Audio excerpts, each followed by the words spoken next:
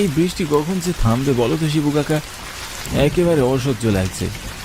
আধ ঘন্টা যাবৎ বসে আছি। থামবে না, থামবে না তারানাথ। এ হলো কালবৈশাখী ঝড়, এত সহজে থামার নয়। তোমরা যাই বলো, আমার কিন্তু ভালোই লাগছে।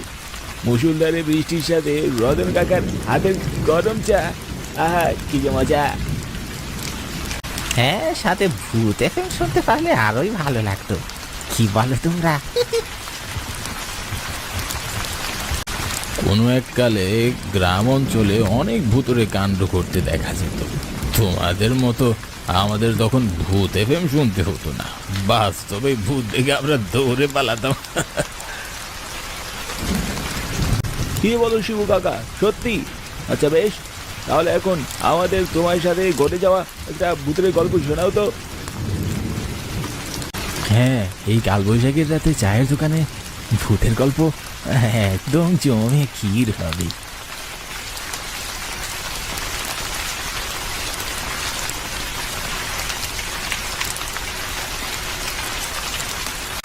তখন আমার বয়স 22 কি 23 হবে। সবে নতুন বিয়ে করেছি। গঞ্জে আমার একটা বড় দোকান ছিল। প্রতিদিন ভোরে ঘুম থেকে উঠে আমি গঞ্জের দোকানে যেতাম আর রাত করে বাড়ি ফিরতাম। একদিন সন্ধ্যার পর আমি দোকান বন্ধ করে পাশের একটা মিষ্টির দোকানে যাই।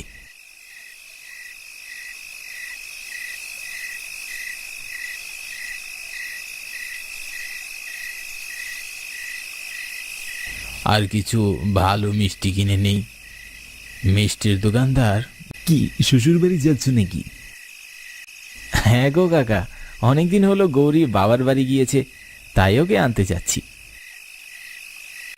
বেশ, তবে বেশি দেরি করো না, তাড়াতাড়ি যাও, ট্রেন আসার সময় হয়ে গিয়েছে। গঞ্জের পাশেই রেল স্টেশন ছিল, তাই আমি পায়ে হেঁটে স্টেশনে যাচ্ছিলাম। আমি স্টেশনে গিয়ে পৌঁছাতেই পো পো শব্দ করে ট্রেন চলে আসলো।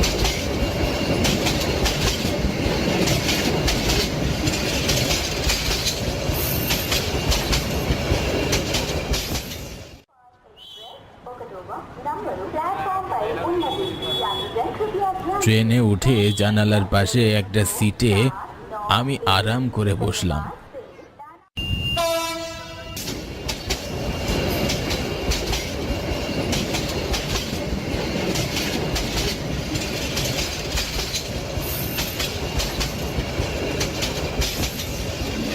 আমাদের গ্রাম থেকে আমার শ্বশুর বাড়ি একটু দূরে, নবাবপুর গ্রামে আমার শ্বশুর বাড়ি। ট্রেনে যাতায়াত করলে সময় কম লাগে, তাই আমি আমার শ্বশুর বাড়ি ট্রেনে যাওয়া আসা করতাম। ট্রেনের ভিতর খুব একটা মানুষ ছিল না, পুরো বগি এক প্রকার খালি ছিল। কেন যেন আমার একটু ভয় করছিল। কিছু সময় পর ট্রেন নবাবপুর স্টেশনে এসে থামল।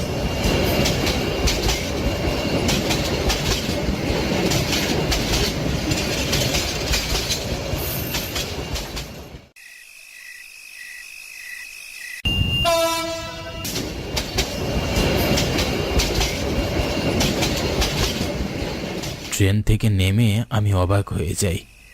পুরো স্টেশন একদম ফাঁকা ছিল। ঘড়ির দিকে তাকিয়ে দেখলাম তখন রাত 9টা বাজে।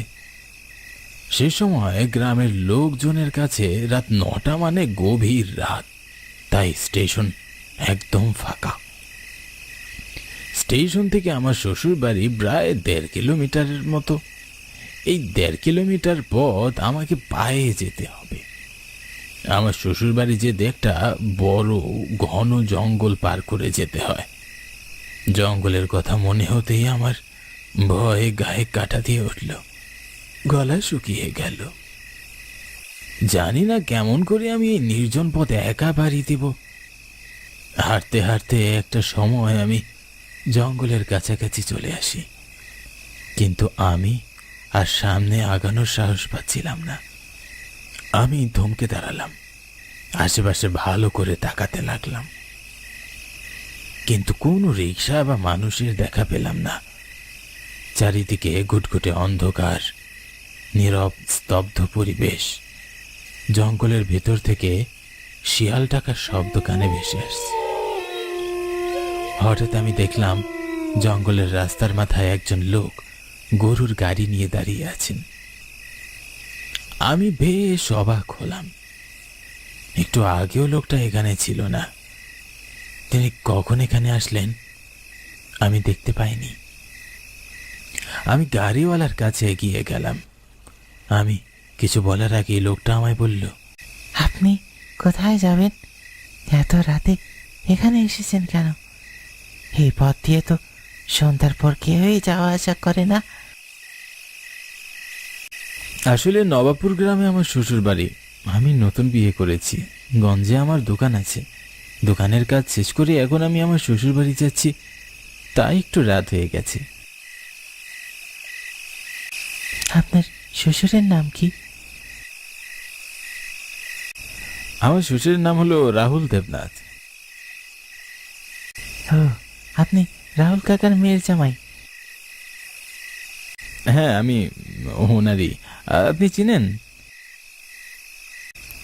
জি, চিনি। আপনার শ্বশুর কৃষি কাজ করেন। বড্ড ভালো মানুষ তিনি। নবাবপুর গ্রামের উত্তর পাড়ায় ওনার বাড়ি। আপনার তো বিবাহ উপযুক্ত এক শালিকা আছে, নাম ঋতু। হ্যাঁ, আপনি তো দেখছি সবই জানেন। তা আপনার বাড়ি কোথায়? কোন পাড়ায় থাকেন আপনি? আমার এখানে কোনো ঘর বাড়ি নেই। গাড়িওয়ালার মুখে এমন উত্তর শুনে আমি ভীষণ অবাক হলাম। আমতা আমতা করে বললাম, তাহলে আপনি এখানে থাকেন কোথায়? আমি সর্বস্থানে থাকি, তবে এই জঙ্গলে বেশি থাকি। চলুন, আপনাকে আপনার শ্বশুর বাড়ি পৌঁছে দিচ্ছি।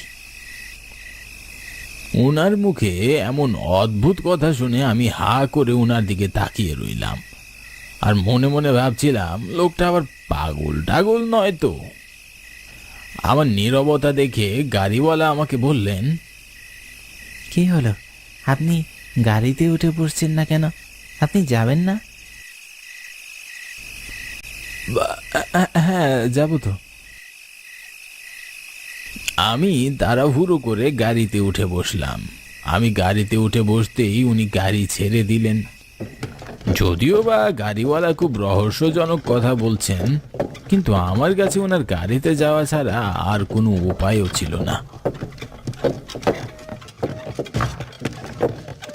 বাবু শোনেন, আপনাকে একটা কথা বলি। হ্যাঁ, বলুন না। বিরক্ত করিস না, যা। গাড়িওয়ালার এমন হুঙ্কার শুনে আমি চমকে উঠলাম। আশেপাশে তাকিয়ে কাউকেই দেখতে পেলাম না। খুব আশ্চর্যজনকভাবে তখন দমকা হাওয়া বন্ধ হয়ে গেল। হচ্ছেটা কি এসব? আমি কিছুই বুঝে উঠতে পারছিলাম না। আবারও সেই ভয়ঙ্কর শব্দ শুনে আমি ভীষণ ভয় পেয়ে গেলাম। সময়ের সাথে সাথে ভয়ঙ্কর শব্দটি ক্রমেই বেড়ে চলেছে। মাঝে মাঝে অনেক দূর থেকে কান্নার শব্দ ভেসে আসছে। কখনো আবার হাসির শব্দ শোনা যাচ্ছে। মনটা ভীষণ কুটাক ডাকছিল। মনে হচ্ছিল আমার সাথে খুব খারাপ কিছু হতে চলেছে। আমি আপনাকে জঙ্গলটি পার করে দিচ্ছি, কিন্তু পরবর্তীতে আর কখনোই রাতের বেলা আপনি এই পথ দিয়ে আসবেন না। মাথা নেড়ে আমিও হ্যাঁ সম্বোধন করলাম। মুখ ফুটে কিছুই বললাম না।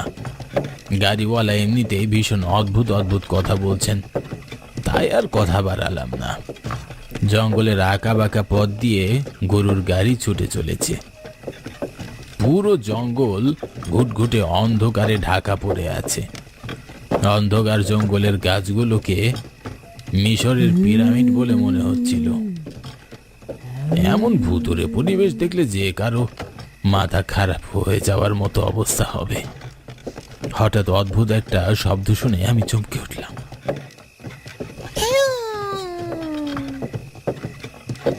এটা কোনো পশু বা পাখির শব্দ তো মনে হচ্ছে না।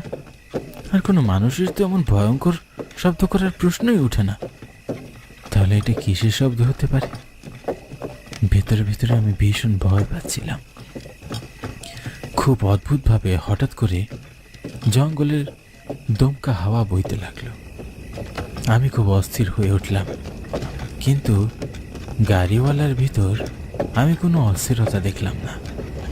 আমি আরো বেশি অবাক হলাম। আর কোনো ভয় নেই, আমি গাড়ি নিয়ে আর সামনে এগোতে পারবো না। এখান থেকে কিছুটা পথ পায়ে হেঁটে গেলেই আপনি আপনার শ্বশুর বাড়ি পৌঁছে যাবেন। আপনাকে অসংখ্য ধন্যবাদ এই মাঝরাতে আমাকে বাড়ি পৌঁছাতে সাহায্য করার জন্য। তা আপনার ভাড়া কত হয়েছে? আপনাকে ভাড়া দিতে হবে না, আমি ভাড়া নিই না। আমি আর কোনো কথা বাড়ালাম না। মিষ্টির হাড়ি নিয়ে গাড়ি থেকে নেমে শ্বশুর বাড়ির উদ্দেশ্যে হাঁটতে লাগলাম। হঠাৎ মনে হলো গাড়িওয়ালার নামই তো জানা হয়নি।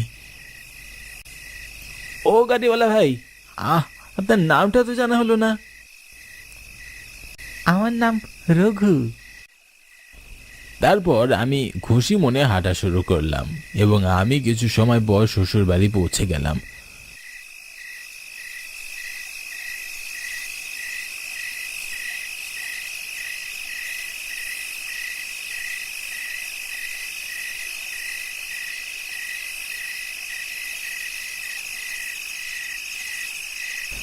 আমাকে দেখে আমার স্ত্রী, শ্বশুর, শাশুড়ি ও শালিকা সবার চোখ কপালে উঠে যায়। মনে হচ্ছিল যেন ওনাদের মাথায় আকাশ ভেঙে পড়েছে। সবাই ভীষণ অবাক হয়ে হা করে আমার দিকে তাকিয়ে রইলেন। ওনাদের এভাবে অবাক হওয়ার কারণটা আমি বুঝতে পারলাম না।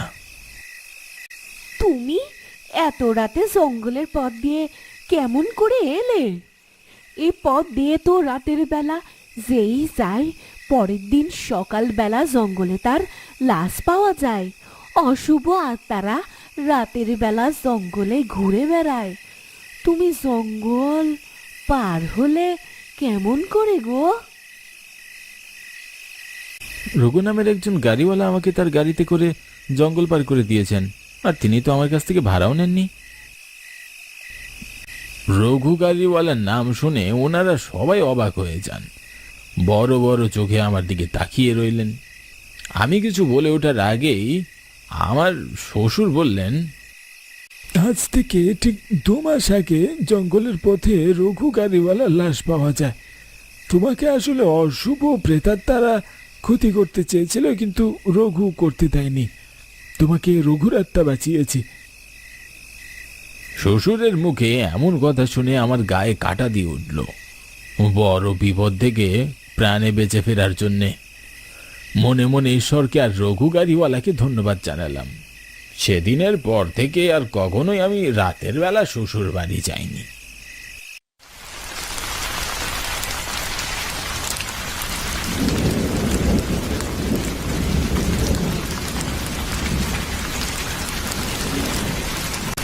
কি ভূতের গল্প শুনে সবাই ভয় কি কাবু হয়ে গেলি নাকি? কাকা, এই দেখো আমার গায়ের পশমগুলো কাটা হয়ে দাঁড়িয়ে গেছে। আচ্ছা, বৃষ্টি থেমে গেছে, এবার নে, যা তোরা বাড়ি যা।